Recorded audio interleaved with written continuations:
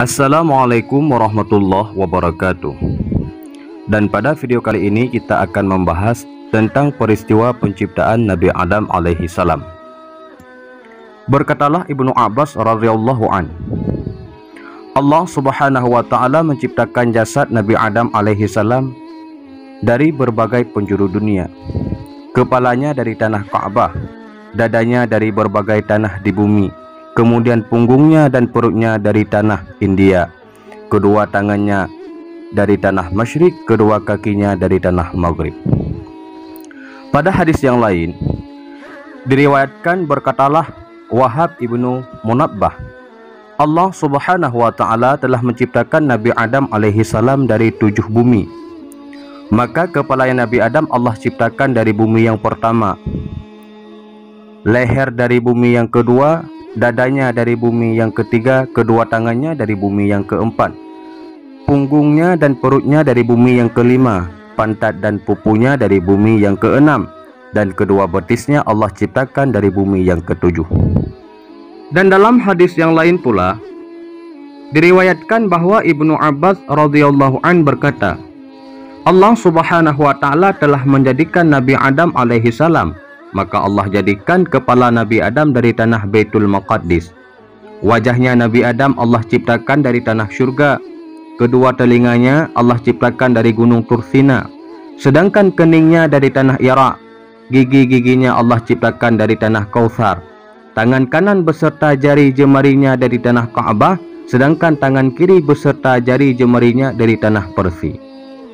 Sedangkan kedua kaki beserta betisnya Allah ciptakan dari tanah India. Tulang belulangnya Allah ciptakan dari tanah gunung. Auratnya Allah ciptakan dari tanah Babylon, sedangkan punggungnya Allah ciptakan dari tanah Irak. Perutnya Allah ciptakan dari tanah Khurasan. Hatinya Allah ciptakan dari tanah Firdaus. Lidahnya dari tanah Taif. Kedua matanya dari tanah Telaga. Namun karena Allah jadikan kepala Nabi Adam dari Baitul Maqdis, maka jadilah ia tempatnya akal, kepandaian, dan tempat berbicara. Karena dijadikan kedua telinganya dari tanah Tursina, jadilah ia tempat mendengar nasihat dan fatwa. Karena dijadikan keningnya dari tanah Irak, maka jadilah ia tempat sujud kepada Allah subhanahu wa ta'ala. Karena dijadikan wajah itu dari tanah syurga, maka jadilah ia tempat kebagusan dan perhiasan. Namun karena dijadikan giginya Nabi Adam tersebut dari tanah kustam, maka jadilah ia tempat kenikmatan.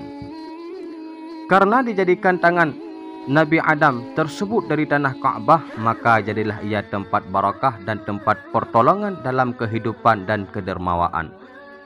Kemudian karena Allah jadikan tangan kiri tersebut dari tanah Persia, maka jadilah ia tempat bersuci dan beristinja. Karena dijadikan aurat tersebut dari tanah Babylon, maka jadilah dia tempat iri hati dan menipu. Dan karena dijadikan tulang belulang tersebut dari tanah gunung, maka jadilah ia tempat kekerasan. Karena dijadikan hati tersebut dari tanah Firdaus, maka jadilah ia tempat iman. Karena dijadikan lidah tersebut dari tanah Taif, maka jadilah ia tempat syahadat, tawadhu, dan doa kepada Allah subhanahu wa ta'ala. Allah subhanahu wa ta'ala menjadikan dalam tubuh Nabi Adam tersebut 9 pintu. 7 pintu terletak di kepala, yaitu kedua mata, kedua telinga, kedua hidung dan mulut. Kedua pintu tubuhnya lagi, yaitu kubul dan dubur. Dan Allah subhanahu wa ta'ala menjadikan pula panca indera, penglihatan di mata, pendengaran di telinga, pengrasa di mulut, peraba di tangan, dan pencium di hidung. Ketika Allah subhanahu wa ta'ala hendak meniup ruh kepada jasad Nabi Adam alaihi salam, Allah subhanahu wa ta'ala memerintahkan ruh tersebut agar masuk ke dalamnya selama 200 tahun. Lalu turunlah ruh tersebut kepada kedua mata, maka terlihatlah olehnya diri sendiri. Terlihat olehnya dalam bentuk lumpur yang kering. Namun ketika ruh tersebut sampai di kedua telinganya, terdengarlah olehnya tasbihnya para malaikat. Kemudian turunlah ruh itu ke rongga hidung, bersinlah dia.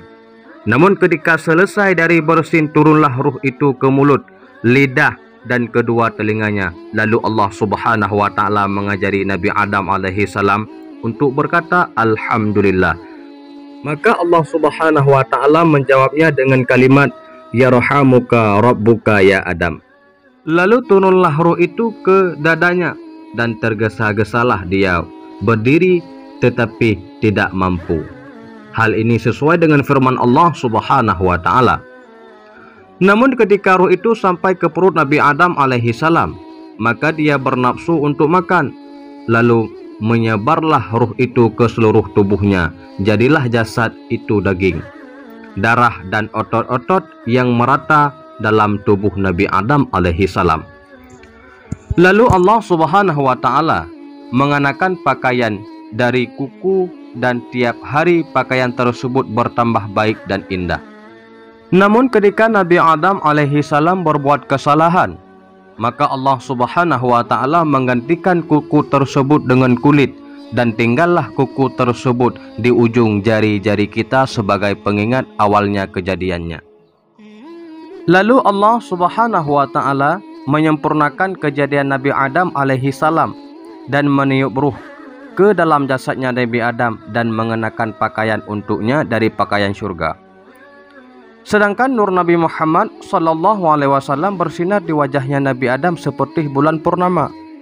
Kemudian diangkatlah Nabi Adam alaihi salam ke tempat tidur dan diangkat di atas pundak malaikat.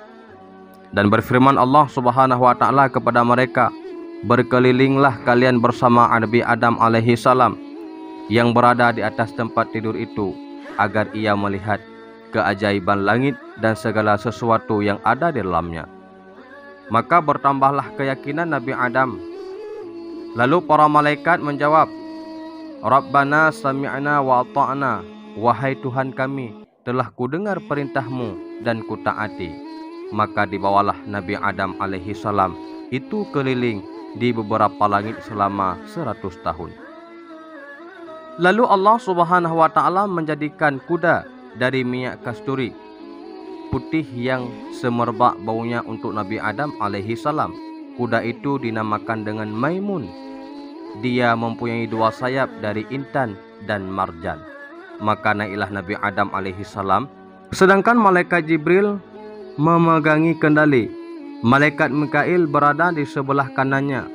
Malaikat Israfil berada di sebelah kirinya.